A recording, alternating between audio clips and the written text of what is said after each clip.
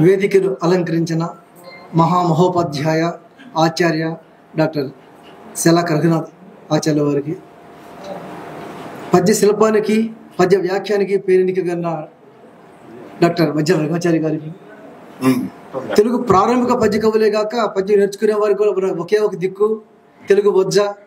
శ్రీ నల్లాన్ చక్రవర్తి గారికి, మిత్రులు ఈ పుస్తక పరంపరను మనకు అందిస్తున్న మన బాలాంతర వెంకటరమణ గారికి, రాచకొండ లలిత గారికి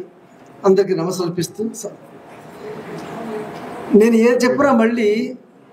అది చరిత్ర చరణమో లేకపోతే పునః కథనం అవుతుంది. ఒక్క మాట చెప్పగలను,